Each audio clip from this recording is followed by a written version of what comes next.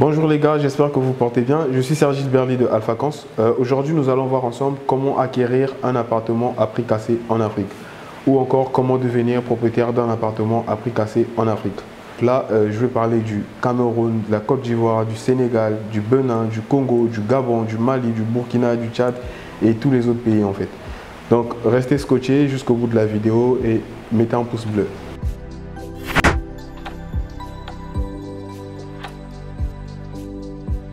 Aujourd'hui, nous allons voir ensemble comment devenir propriétaire ou comment acquérir un appartement à faible coût en Afrique. Pour ceux qui ne le savent pas, peut-être, eux, ils sont un peu sceptiques, ceux qui ne se sont jamais renseignés à propos de la construction, des coûts de la construction, des coûts d'acquisition d'appartements. Eux, ils seront un peu étonnés en fait d'entendre les prix ou les montants que je vais sortir ou encore deux fois les prix qu'ils voient sur Internet. Mais pour ceux qui sont avertis ou encore ceux qui se sont déjà renseignés, vous comprenez en fait que la construction coûte cher. Donc d'ailleurs, il y a un monsieur qui avait dit que la construction, c'est réservé pour ceux qui ont de l'argent. Ceux qui n'ont pas d'argent, ils doivent plutôt se tourner vers d'autres activités. Mais l'immobilier, la construction, ça coûte excessivement cher.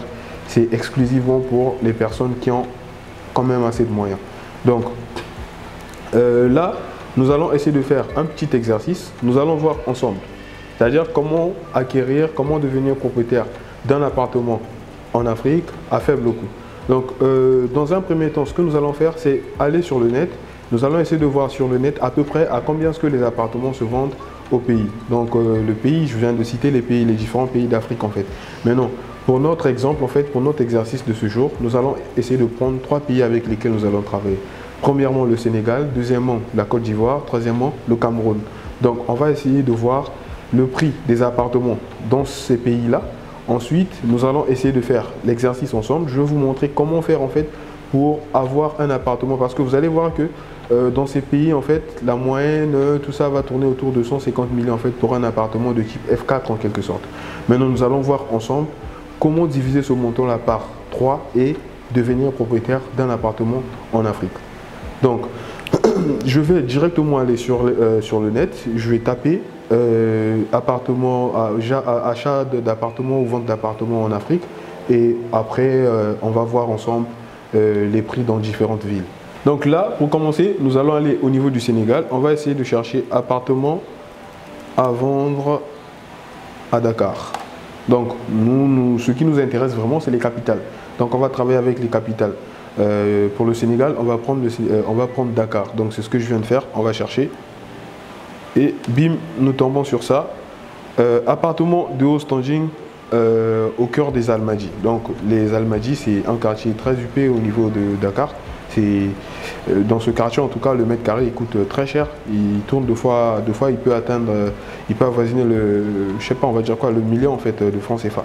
Donc là, on a un appartement de haut standing au niveau des Almadies. L'appartement, il est à 139 millions 900, tout ça. Bon, je vais dire 140 millions. Voilà, on va carrément arrondir à 140 millions. Je pense que si on ajoute 10 000 francs là, c'est 140 millions en fait. On va aller sur cet appartement, 140 millions. Ensuite, on va venir sur un deuxième appartement, un appartement qui est au niveau de Sacré-Cœur à vendre à 95 millions. Voilà, à 95 millions à Sacré-Cœur. Ensuite, il y a un autre appartement au niveau de Maris, 45 millions. Mais ça, c'est un ancien appart en fait. C'est un immeuble, j'ai déjà vu le truc, je me suis renseigné. C'est un ancien appart en fait. Et après, ici, on a un autre appartement. C'est un appartement de 2 chambres. Et là encore, ce que vous étiez en train de voir, l'appartement à 45 millions aussi, c'est un appartement de 2 chambres. Mais l'immeuble est vraiment... C'est un ancien immeuble en fait. Voilà pourquoi vous voyez que ça coûte 45 millions en fait. Et après, on parle de 2 chambres, hein. On ne parle pas de 3 chambres en fait. Parce que nous, l'idée, c'est de partir sur un F4, donc 3 chambres avec salon. Et donc là, on a un autre appartement avec vue sur mer à vendre au niveau de Ngor à 110 millions. 110 millions, on parle d'un appartement à 2 chambres toujours, donc un F3. Et là, on a un F4, on a un F5 au niveau des Mamelles. Donc un F5 au niveau de Mamelles qui est à 200 millions de francs CFA. Et si on essaie de descendre un peu plus bas, au niveau des Almadies, on tombe encore sur un appartement de 3 chambres. Donc, on va dire quasiment le type que nous cherchons en fait. Donc, un appartement de 3 chambres salon à 200 mètres carrés, avec 200 mètres carrés de surface. Et l'appartement est à 280 millions. Et si vous venez plus bas, on va venir sur un appartement avec vue sur mer, je sais pas, à côté de la plage de la BCAO, qui est à 110 millions en fait, 4 chambres. Et là, pour finir, je pense qu'on va prendre le dernier appartement, hein, on va prendre celui-ci, qui est un appartement de haut standing à vendre au niveau de Mermoz, avec 4 chambres, qui est à 250 millions. Donc vous voyez ici, en fait, les appartements coûtent très cher. Donc ça tourne autour de quoi? 90 millions, 100 millions, 140, 200, 250 en fait. Donc c'est quand on essaie de voir, on essaie de faire vraiment la moyenne en fait. On a déjà essayé de faire cet exercice, mais on voit que ça tourne vraiment autour de 150 millions environ. Donc on va quitter le Sénégal, on va aller au niveau de la Côte d'Ivoire. Au niveau de la Côte d'Ivoire, quand on vient là, on a un appartement à vendre à Abidjan. Appartement à vendre à Abidjan, bon, ils n'ont pas indiqué le quartier. L'appartement est à 160 millions. Il y a un autre appartement de haut standing de 3 pièces. 3 pièces, je suppose hein, que c'est F3, donc 2 chambres, je ne sais pas si je me trompe. On est au niveau de la Riviera. L'appartement est à 170 millions. Et il y a un autre appartement de 4 pièces au 2e étage, à la Riviera Golf toujours, qui est à 105 millions. Et là, on a un autre appartement au niveau de Cocody, qui est à 140 millions. Voilà, 140 millions Cocody. Ça a été posté depuis le 16, on va dire, il a à peu près 2 jours de cela. Donc 140 millions. On a un autre, on a un immeuble, bon c'est carrément un immeuble ici, hein, il s'agit d'un immeuble. Donc vous avez vu à peu près, bon il y a aussi des petits apparts hein, que je suis en train de vendre, que je suis en train de voir en fait. Des penthouses, 3 pièces à 65 000. Bon ça généralement c'est vraiment pas du haut de gamme quoi, c'est vraiment la bas de gamme en fait. Donc vous avez vu à peu près combien est-ce que coûtent les appartements ici aussi à Abidjan. Et toujours des centaines de millions, Quand c'est un peu plus bas, généralement c'est vraiment de la bas de gamme en fait. Donc pour finir, on va maintenant aller au niveau du Cameroun. Donc précisément à Douala, si je ne me trompe pas. On va voir qu'est-ce qu'on nous propose au niveau du Cameroun. Donc là, on vient de rentrer dans le Cameroun. On voit qu'on a un appartement à 170 millions à Bonapreso. Donc ensuite, on a un autre appartement à vendre, toujours à Bonapreso, qui est à 130 millions. Plus bas, on essaie de voir, on voit qu'on a un studio à Bonapreso qui est à 40 millions. Donc un studio, je suppose que c'est un studio chambre-salon, hein, si je ne me trompe pas. Donc à 40 millions en fait. Vous voyez un peu de quoi je parle? Et là, on a un autre appartement à Douala à vendre, toujours à Bonapreso. Ben, dis donc, au Cameroun, apparemment, il n'y a qu'à Bonapreso qu'on vend des appartements, si je ne me trompe pas. Donc là, on a un autre appartement à Bonapreso, toujours, qui est à 175 millions. Et pour finir, on va prendre un appartement à vendre à Bonapreso, qui est à... Ben là, j'hallucine, là. Ça, c'est le milliard.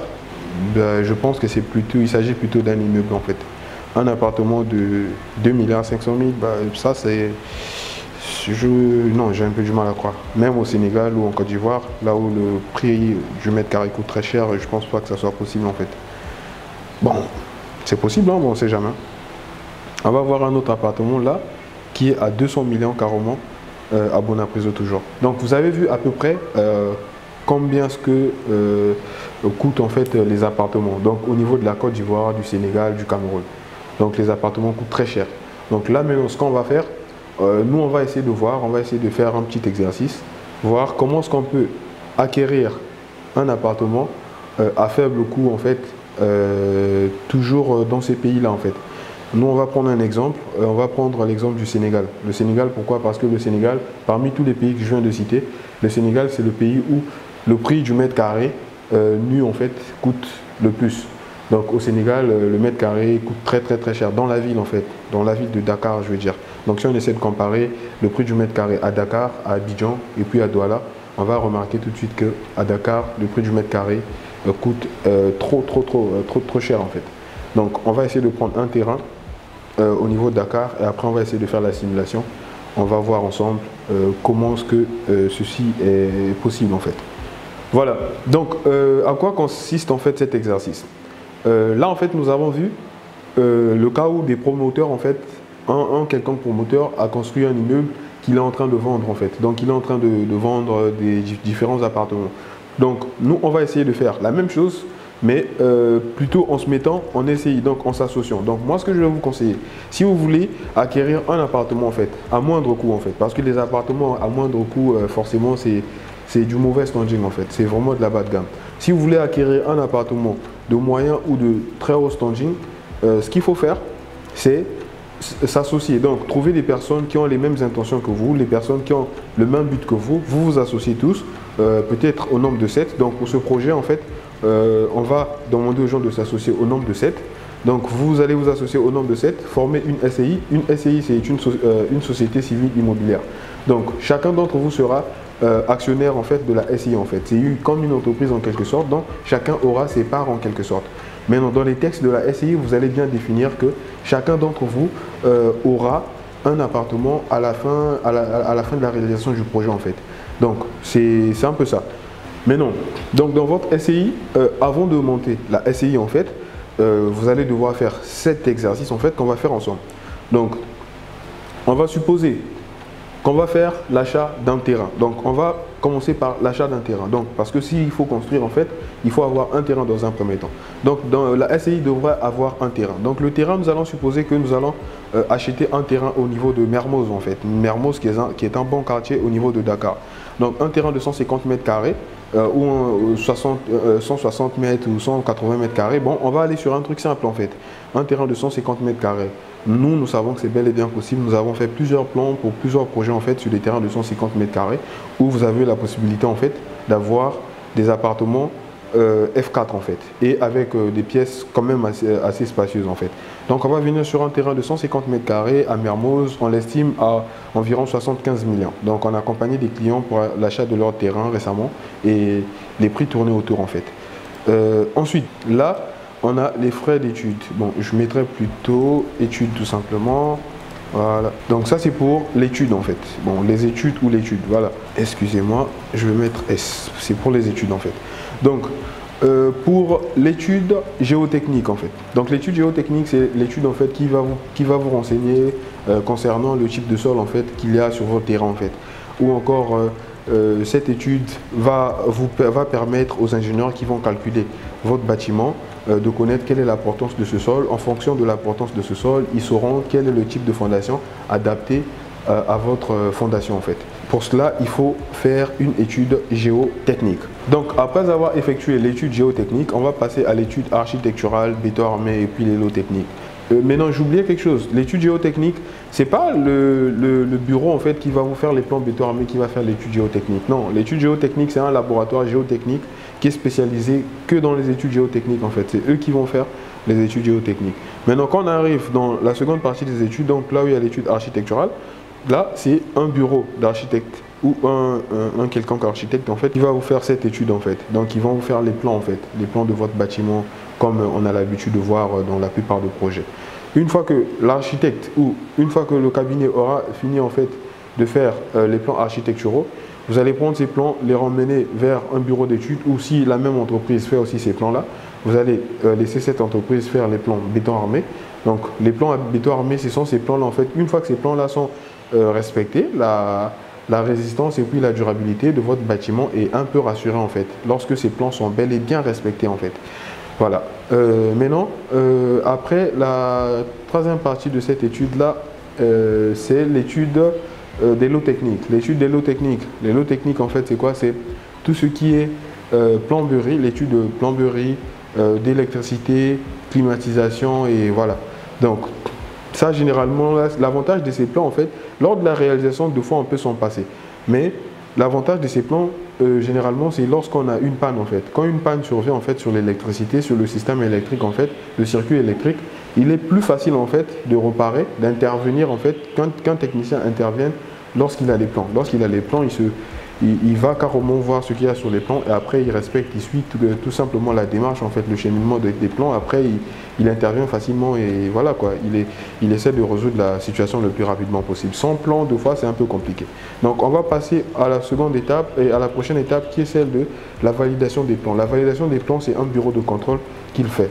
Donc, au début, j'ai parlé de laboratoire géotechnique, ensuite, cabinet d'architecture, ensuite un bureau d'études pour les plans béton armé et puis les lots techniques. Ensuite, là, il y a un bureau de contrôle. Si vous cochez toutes ces cases en fait pour votre projet, croyez-moi que il est difficile en fait que ça se passe mal en fait pour votre projet, quoi. Il est vraiment difficile que votre projet n'aboutisse pas. Si vous cochez toutes ces cases-là, votre projet il va vraiment voir le jour, votre bâtiment sera bien debout et puis voilà. Bon, derrière, il faut aussi la bonne équipe pour la réalisation parce que c'est surtout les ouvriers qui risquent aussi de poser problème deux fois. Donc la validation, le bureau d'études le bureau de contrôle, c'est une entreprise en fait qui va se charger de contrôler les plans qui ont été faits par les autres. Eux, ils ont la capacité en fait, vu que c'est une autre entreprise, bon pas concurrente, mais c'est comme un arbitre en fait de la construction. Lui, quand il vient, il a la capacité de dire que ça c'est mal fait, ça c'est mal fait, ça c'est mal fait, il faut reprendre. Donc, celui qui a fait les plans va avancer des arguments.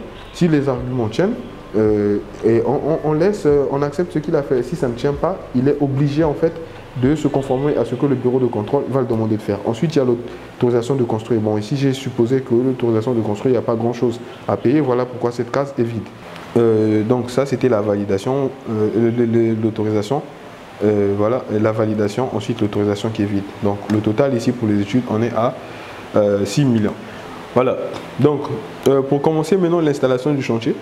Donc, l'installation du chantier, au niveau de l'installation du chantier, on a la première rubrique qui est la menée puis le repli du matériel. Donc, l'entreprise qui viendra construire viendra avec du matériel et à la fin, il va falloir qu'il reparte avec ce matériel. Donc, ce déplacement-là, généralement, il est facturé par les entreprises. Donc là, on considère que ça va être facturé à 1 million. Ensuite, on a la clôture du site, l'installation d'une baraque et puis les toilettes visiteurs. Donc, la clôture du site peut-être avec des tôles, tout ça. Pour éviter que n'importe qui rentre en fait dans le site, c'est pas trop bon, dans le chantier en fait. Ensuite là, on a l'installation d'une baraque de chantier. La baraque de chantier, c'est généralement là où deux fois le gardien va se loger, ou encore on va stocker du matériel comme des pointes, deux fois des serre-joints, du petit matériel quoi, on va le mettre à l'intérieur, ou même encore du ciment, tout ça. Voilà. Ensuite, il y a les toilettes provisoires. Donc, parce que les ouvriers qui seront au chantier auront besoin des toilettes en fait. Donc, ils vont se servir en fait. Ils vont utiliser ces toilettes-là en fait, voilà, pour leurs besoins. Ensuite, on a le branchement provisoire sur un réseau, sur le réseau électrique et puis le réseau d'eau. Voilà. Ou deux fois même aussi le réseau d'évacuation d'eau usée en fait. Donc, c'est un peu ça. Ici, on a facturé 1 million. Et le système de levage, ici, c'est un monte-charge en fait qu'on va utiliser, vu que le projet n'est pas trop costaud. Et généralement, pour des très grands projets, c'est des grues plutôt qu'on prend en fait. Donc au total, le système de levage, on a facturé à 1 500 000. L'installation du chantier aura coûté au total 4 100 000. Là, on est au niveau du gros œuvre maintenant. Donc dans le gros œuvre, on a le terrassement. Le terrassement, en fait, c'est l'ensemble des opérations de déblai ou encore de remblai sur un site. Donc le fait d'enlever de la terre ou encore de ramener de la terre. Donc il faut creuser d'abord avant de commencer la construction. Donc là, on va creuser, peut-être on va faire une fouille en pleine masse et donc ça, on estime cette opération-là à 3 500 000. Ensuite, on a la fondation. Donc la fondation sur des terrains de 150 mètres carrés, généralement, d'après ce que vous voyez sur Internet, ce qu'on vous dit, c'est de prendre la superficie, multiplier soit par 75 000 et voilà, le résultat, c'est ce montant-là. Maintenant ici, on n'a pas multiplié par 75 000 parce que c'est un projet qui est un peu sérieux, qui est trop costaud, donc c'est un projet sérieux quoi. Donc voilà pourquoi, au lieu de multiplier par 75 000, on multiplie par 80 000. Ce montant-là, il varie d'une entreprise à une autre. Généralement, quand c'est des petites entreprises, ça peut être 75 000, 70 000, et là, on va mettre 80 000. Quand c'est des très grandes entreprises, des fois, il peut aller jusqu'à 120 000, 150 000 francs. Donc là, maintenant, on ne va pas multiplier, on ne va pas enlever, parce que généralement, ce que les gens disent, c'est qu'ils font enlever la surface non bâtie. Bon, maintenant là, sur les terrains de 150 mètres carrés, on essaie d'exploiter le terrain au maximum. Donc, la surface non bâtie, elle est très petite. Donc, du coup, on va laisser tous les 150 mètres carrés et voilà. On va faire la même chose aussi au niveau du rez-de-chaussée, du premier étage, deuxième jusqu'au 6e étage. Le bâtiment, c'est un bâtiment R+6 avec le rez-de-chaussée qui est considéré comme étant le 7e niveau. Donc, on fait cette opération 150 mètres carrés multiplié par 80 000. Maintenant, quand on multiplie par le nombre de niveaux, le nombre d'étages qui est 7, et ça nous donne 84 millions. Et la terrasse, pour la terrasse, on va estimer la terrasse à 35 millions le mètre carré. Parce que bon, au niveau de la terrasse, il n'y a pas grand chose. Hein. Il y a juste l'édicule, la crotère, et après il y a la forme de pente. Donc on est à 104 750 000. Donc une fois qu'on a fini le gros œuvre, on vient au niveau du second œuvre. Au niveau du second œuvre, on a le second œuvre, voilà, on a le second œuvre en fait qui doit être fait. Voilà, excusez-moi, voilà, donc je mets étage 1 à 6. Donc au niveau du second œuvre, on a le second œuvre qui existe au niveau du rez-de-chaussée jusqu'au niveau du 6e étage. Donc la fondation, il n'y a pas de second œuvre. C'est vrai qu'elle a mise à la terre, mais on ne prend pas ça en compte en fait dans l'évaluation comme ça. Donc du coup, pour évaluer le second œuvre, on va supposer que le mètre carré, il coûte 120 000 francs en fait. Il y a des gens aussi, comme je disais, vous allez voir des vidéos où on vous dit prenez le mètre carré à 75 000 francs pour le second œuvre, mais ça c'est pour des projets vraiment moyenne gamme quoi, moyen standing ou encore vraiment bas de gamme en fait. Là on est sur du haut standing en fait, voilà pourquoi on est à 120 000 francs. D'autres encore diront que c'est beaucoup plus faible. Non, c'est pas faible en fait, pourquoi? Parce que ici l'ascenseur ne fait pas partir, l'ascenseur nous l'avons facturé à part. Et donc vous allez voir au fur et à mesure qu'on va avancer. Donc chaque niveau, en faisant les 150 mètres carrés multiplié par 120 000 francs, multiplié par les 7 niveaux, donc rez-de-chaussée plus les 6 étages, ça nous donne 126 millions. Et au niveau de la terrasse, par contre, la terrasse, elle, nous l'avons évaluée à 45 000 francs le mètre carré. Bon, il faut savoir qu'au niveau de la terrasse, il y a quoi? On a juste le carrelage à faire et juste l'étanchéité. C'est tout en fait. L'électricité, c'est peut-être 2-3 lampes et c'est fini quoi. Et la peinture en fait, c'est tout.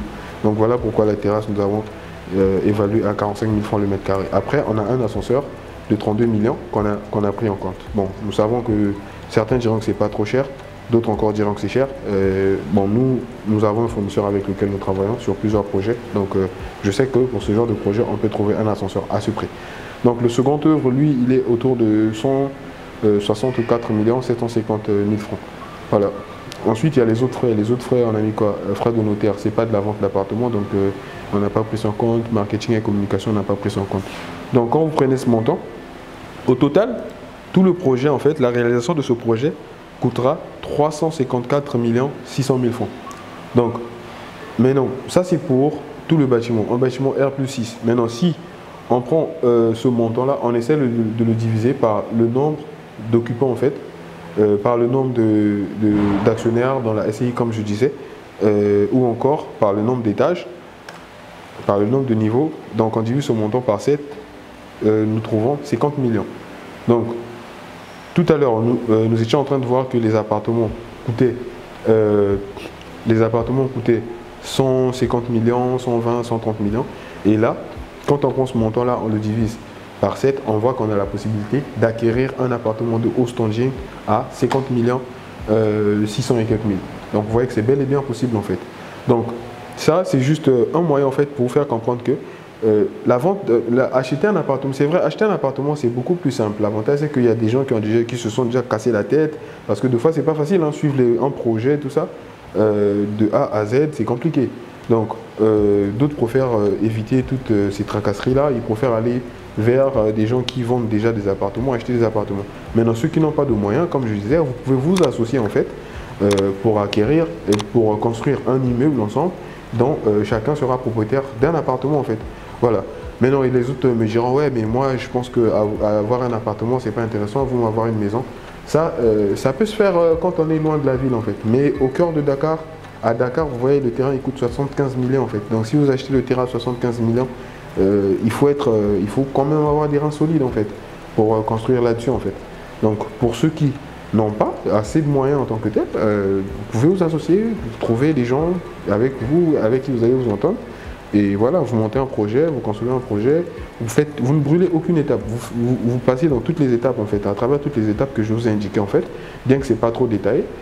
Et là, vous aurez la possibilité d'acquérir votre appartement en fait. Et voilà quoi, à faible coût. Donc, bon, maintenant, cette feuille Excel, elle est très longue. Nous l'utilisons pour plusieurs projets en fait.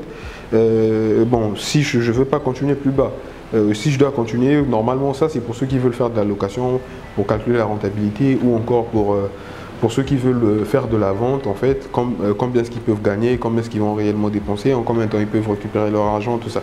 Donc, c'est une feuille Excel que nous avons conçue avec laquelle nous travaillons sur plusieurs projets. Bon, bien que je ne pense pas qu'on va partager cette feuille, mais toutefois, dites-moi ce que vous pensez en fait en commentaire.